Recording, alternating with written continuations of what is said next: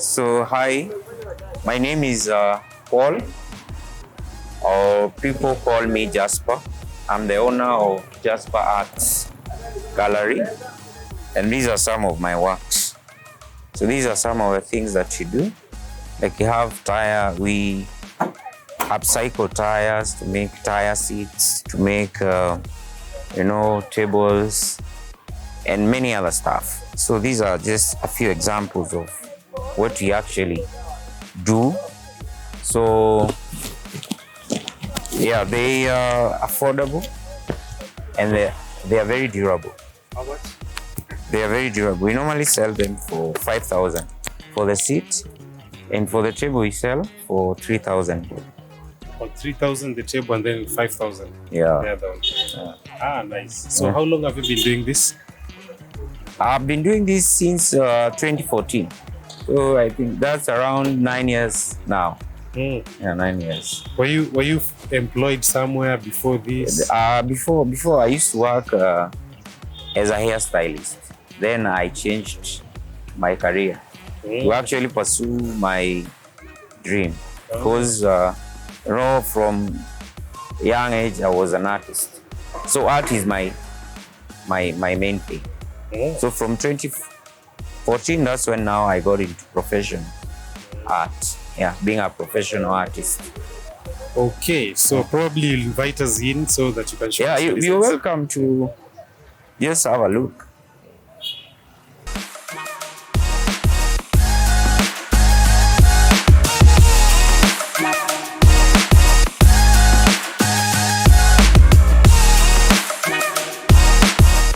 So you're welcome to our gallery.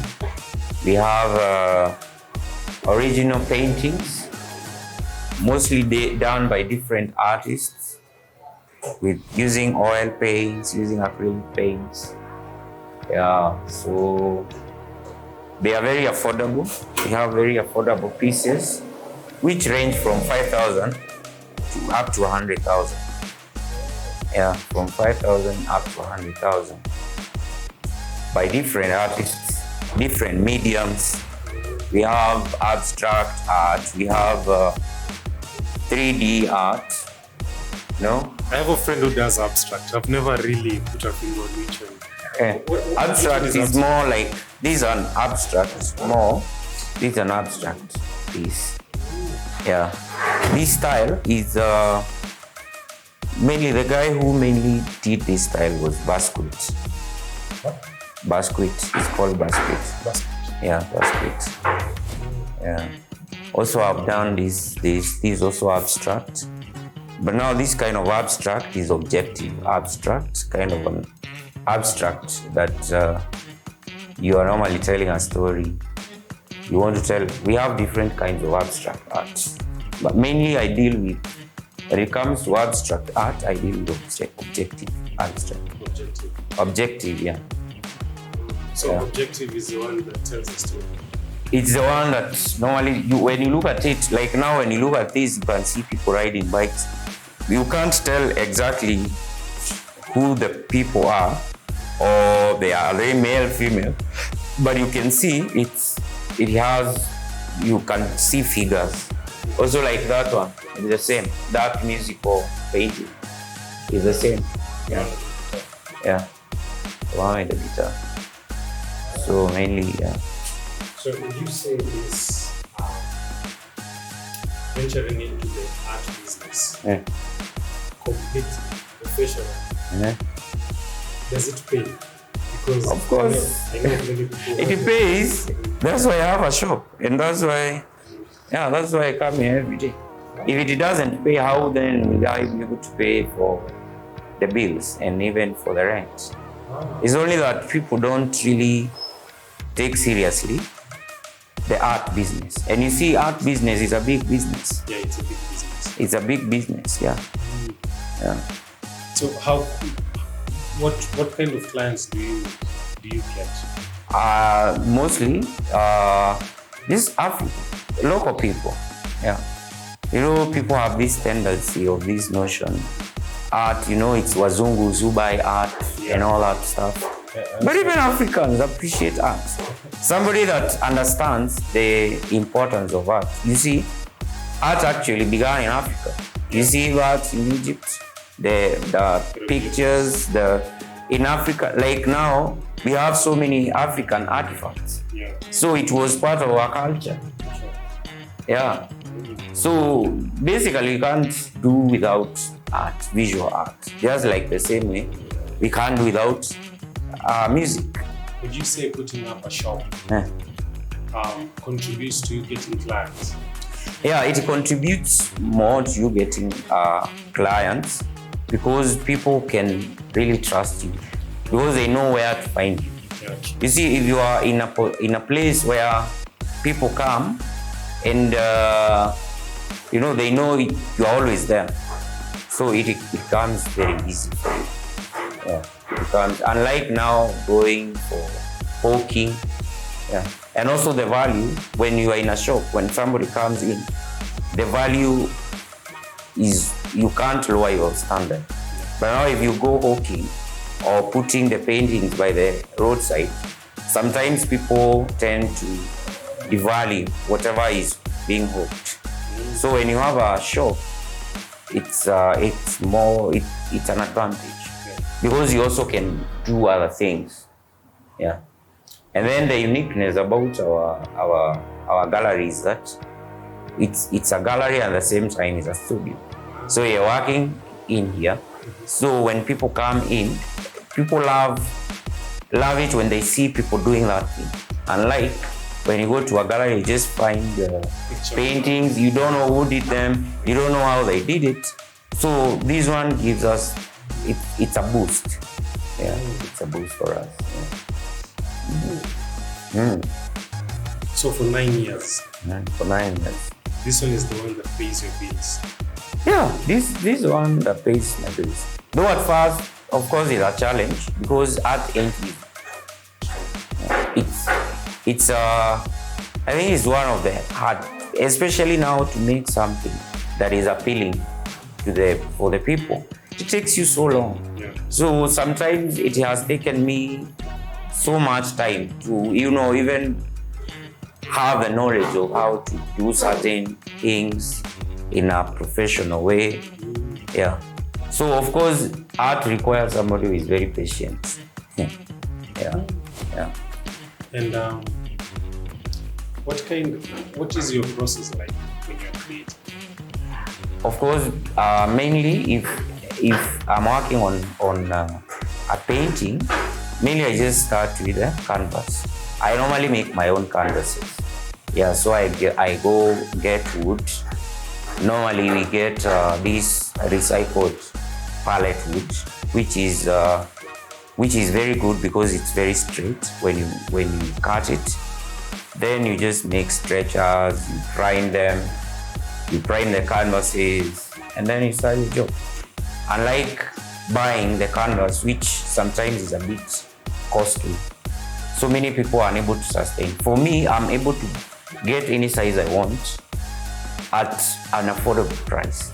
Yeah, because to make one canvas maybe like 100 or 80 by 150 centimeters.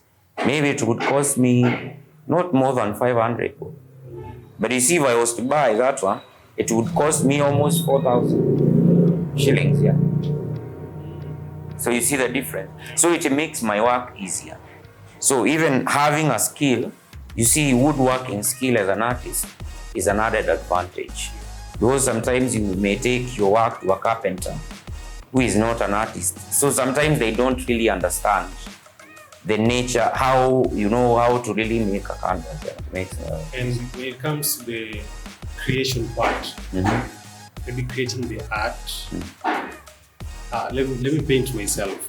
Sometimes when I'm creating stories, there's a mental process I go through. I normally ask myself, how can I do this story in a way that will do justice to both the person and also maybe have a transformative effect to the people who will be watching it. So for you, how do you come up with the idea, then really furnish it in a way that you think it's going to maybe create a certain impact, a desirable impact that you want? Sometimes normally what happens, the idea, when I just have a canvas, I start my work. Normally, for me, it is a surprise. Sometimes I don't really know what's gonna come out. So sometimes you find yourself, you want to do a certain subject, then you get to this place where it's like you're stuck. Yeah, true. Now the next day it comes, then you're thinking, okay, I think this can be something else. So you change. So it's like sometimes you really don't know what the end product will be. So when you have the end product, then that's when it's telling you a story. Especially the art that is imaginative. Unlike a picture that you've taken and you want to compose it to a painting. Of course, that one, maybe it's a nice place you saw, you want to put it on canvas, that's a bit different. But now when it comes to things like imagination and all that, because especially things like abstract art, this is something you have to imagine. It's out of imagination. And sometimes you don't have the picture per se. So you just start. Yeah. And along the way it comes out. You're happy. I think I've experienced the same when I'm doing something. Because you want it to be this way. Yeah. But then you go with the flow and then the flow leads you somewhere. Flowing actually is one of the best ways, because it also makes your work easier. Yeah. Unlike copying, when you want to copy something, you are careful about the details and everything. But when you are just pouring your heart into something, you just flow. Yeah, it takes you less of time. Yeah, because you are not very careful. Yeah, and then the results sometimes they are very surprising. Yeah. So this is your working station. Yeah, this is my workstation. I'm working on a project. This is an elephant. I'm working with a style which is 3D style. 3D. Where I wanted to make something that somebody can feel. Yeah, something that even a blind person can see. Yeah. Oh, you're blind person. Yeah, I can see. By just touching. By touch. Yeah. So what is that? What are you used to? Okay, this is just paper mache. It's paper mache. Paper as it's just or tissue pulp. Yeah. Normally we work with paper mache. This is the same like so this one. These are rhino. Yeah. This is just very textured. Yeah. This is not a common style. Yeah. I haven't seen somebody doing this before. It's just the same like this is the end product. Yeah, the same style. Yeah. So this is mainly my style now for now. Yeah. So when someone sees art, they say this. Yeah. Could be me. Chances are it's me. Yeah. So this piece here, it's talking about, it's talking about the need for us to go back into something over and over. Yeah, that's why this side is not finished. Because this is somebody who has looked in a mirror and then all of a sudden they begin to forget how they look like. Yeah. So of course it has a message. That's why it's like this. Yeah. So somebody might think, oh, it's unfinished. Because art has, sometimes it has a deeper meaning and it has to tell a story. Yeah. You're not just putting paint or stuff on a canvas. You want to tell a story. So this is my story. You go back because when you go back, when you look at something just once, chances are you just forget. Just like the same way you look at yourself in a mirror. The following day, you can't remember how you look like. So the following day you also have to go and look at yourself in the mirror. Yeah, true. Yeah, so the most important thing I can gather from that also is the fact that you have an identity and you understand the kind where you fit in the art. Yes, because art is wide. Art is wide, and You see, art is not just about making pictures. There are so many people who make pictures, but they are not artists as per se. Because the part of creativity, when you talk about creativity, it means creating something. So you can create something out of something that is existing, or you can create something that has never been there before. Yeah, so, and I think that's the challenge many people have, because many people don't want to actually go to on that side of creativity, coming up with concepts, coming up with new styles and all that, trying different things. Yeah, because the old people, because right now you have so much information online. So people are just a click of a button, you have something, you just copy. So that limits your creativity. Yeah, but now creativity, when creativity comes in to the visual art, you create stuff that is beyond, that is beyond imagination. So apart from like this, I also teach. You also teach? I also teach because I have an in-depth understanding of art and you know how certain things are created. I have all that knowledge. Yeah, working in different mediums, working with digitally. Yeah, because as an artist you have to be vast. Yeah, because you already have so much information. Yeah, so sometimes I'm able to teach people on how to, make portraits and all that. I normally, when people are like close school, I normally get, they come during holidays or weekends, they come for learning. Yeah. What do you think, or how important is art to the Kenyan society right now? Art is so important, just like medicine and other subjects are important, because we cannot do these other things without art. Like for instance, you look at something like baking, pastry and all that, some of the things people need to create, you have to use art. You see, you have to use, like now, certain colors, you have to mix colors in a certain way. So it's not just limited to just creating paintings. When you're painting a house or when you're doing interior design, you require to have knowledge of. So art basically, or when somebody is an architect, an architect, of course you have to have at least a skill, a drawing skill, for you to be able to, execute your projects and all that. So art is actually very important. Do you think as artists, you guys now, I'm not yes.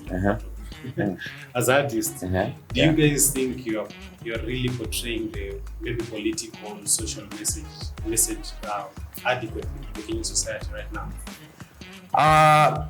That one, I think it depends with there are some artists who have decided to pursue that lane. You see, art is wide, and everybody decides this is the lane I want to follow. So I wouldn't say people are not really doing it enough. I believe there are those who are doing it, especially those who are doing cartoons, the newspapers and all that. Yeah, mostly it's all about the political arena. But now when it comes to us, sometimes we are just imaginative. We are trying to bring the unseen world to them. Yeah. Do you think the government is doing enough to create a real platform and make things a bit easier for you guys to really focus on your art? I don't think so, though they are trying, because now, like, if you are an artist, there are some exceptions we are exempted. Artists are exempted from, like, paying tax and all that. But, if the government would create platforms where, more people would be involved, like in counties, Like now we have a center, maybe like in Kiambu, a government premises where people can display their work. Then I think that would be better. Because you see, we have galleries which sometimes they are a bit, manipulative. Others, sometimes you have to wait. If you have to display your work in their gallery, it takes so long. But now, if the government would come in, then it would be better for the artists. Yeah. Which is the best time you feel motivated when you're doing art? Anytime. I wouldn't say I have a specific time. Anytime, because sometimes you go somewhere and you see something and wow. My parting shot is to the youth and to those aspiring to follow their dreams. Don't give up on pursuing your dream. If you have a gift, don't despise your gift. You never know, it could open doors for you.